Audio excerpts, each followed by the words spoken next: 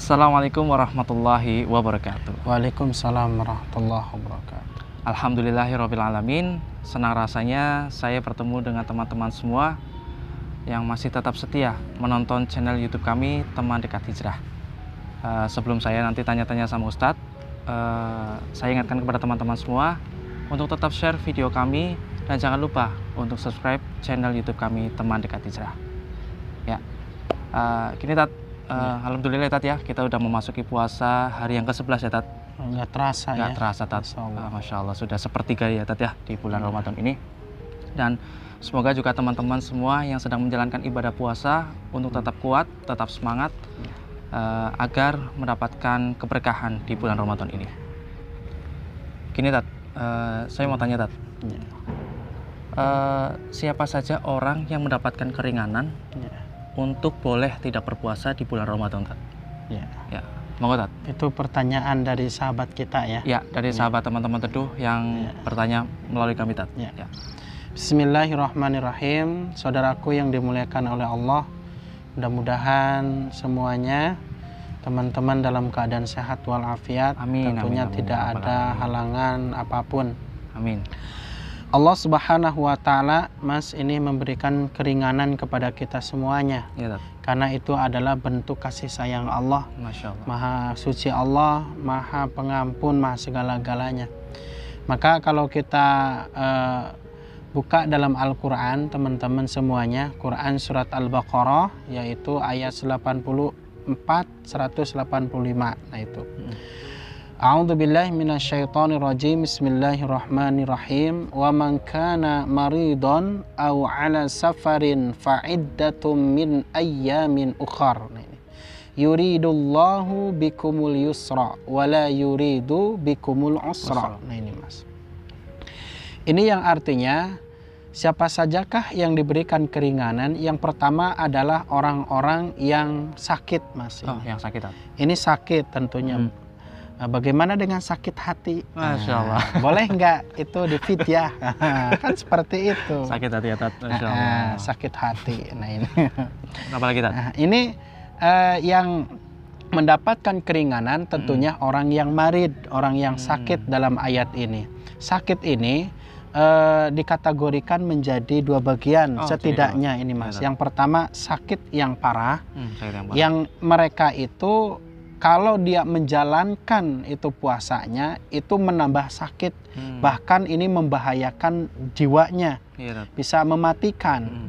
Seperti apakah sakitnya itu? Mungkin penyakitnya itu diantaranya penyakit ganas, yang di situ terus menerus kondisinya itu semakin buruk, bukan semakin membaik. Nah itu dan perlu obat di situ.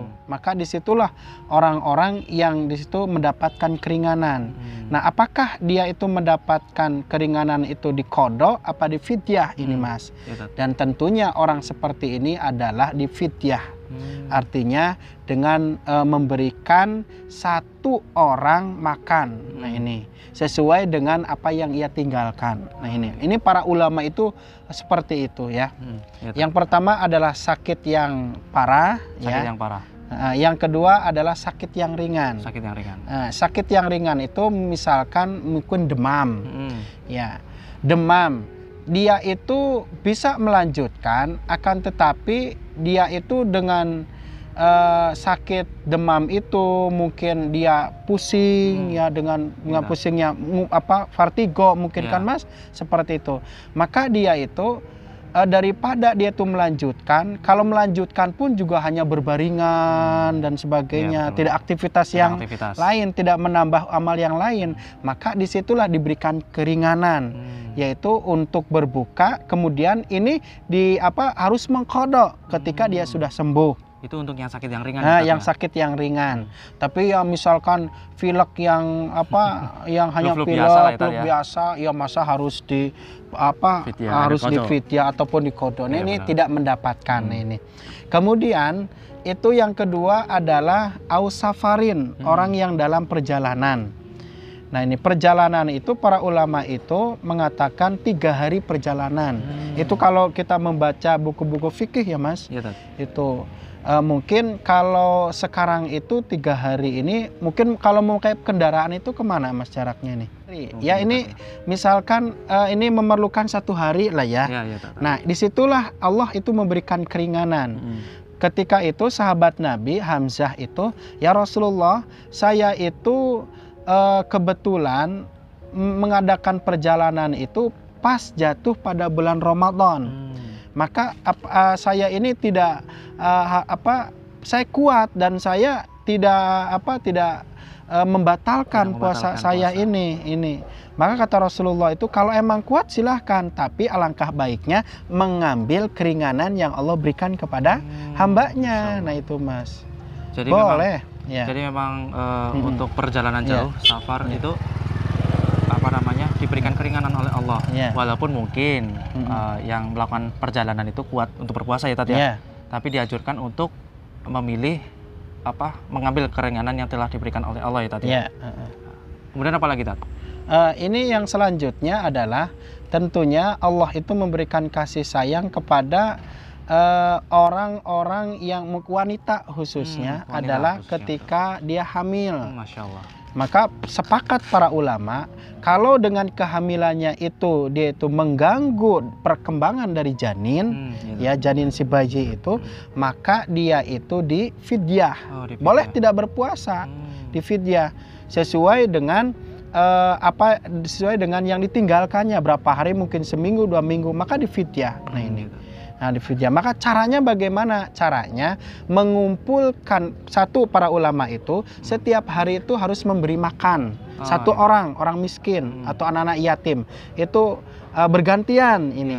Ada ulama yang mengatakan itu, kalau emang tidak bisa seperti itu, kumpulkan saja orang miskin sesuai dengan yang ditinggalkannya, kemudian dikasih makan.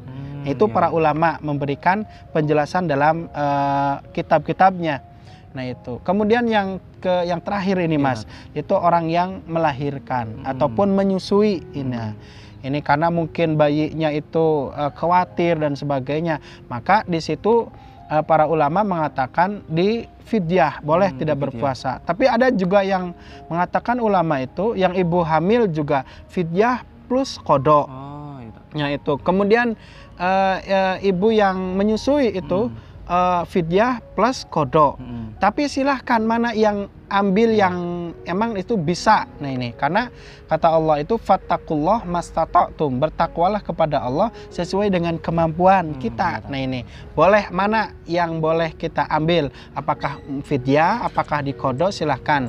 Ini teman-teman, ketika masalah fikih ini jangan kita diperdebatkan, karena mereka itu juga mempunyai dalil masing-masing.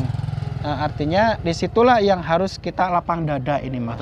Iya, harus lapang dada. Kalau fikih itu lapang dada ini. Berbeda pendapat ya. Iya, berbeda pendapat. Selama pendapat itu juga merujuk kepada Al-Quran dan hadis Nabi Shallallahu Alaihi Wasallam itu. Paling ini cara bayar fidyahnya gimana Tat? Caranya itu kalau para ulama itu sesuai dengan apa yang dia keluarkan.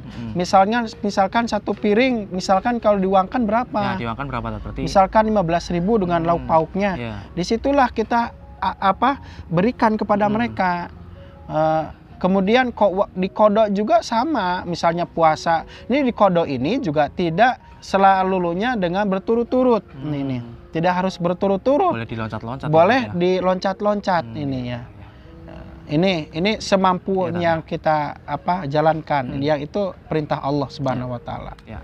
Masya Allah, teman-teman, tadi pertanyaan teman teduh yang bertanya, siapa saja orang yang mendapatkan keringanan untuk boleh tidak berpuasa di bulan Ramadan, sudah dijelaskan oleh Ustaz Sopirin. Salah satunya tadi adalah orang yang sakit ya Tat ya. Yaitu orang yang sakit. Itu pun ada kategorinya, orang yang sakit keras dan sakit ringan. Kemudian yang kedua adalah orang yang dalam perjalanan safar. Dan yang ketiga adalah wanita yang hamil ya Tat ya. Wanita yang hamil. Kemudian yang terakhir tadi adalah wanita atau ibu yang menyusui. Dan silakan bagi teman-teman semua yang ingin bertanya kepada kami, silakan bisa melalui Instagram kami temandekat.hijrah. Ya, mungkin itu saja yang bisa kita sampaikan. Selamat menjalankan ibadah puasa untuk teman-teman semua yang sedang menjalankan ibadah puasa. Terima kasih. Wassalamualaikum warahmatullahi wabarakatuh. Waalaikumsalam warahmatullahi wabarakatuh.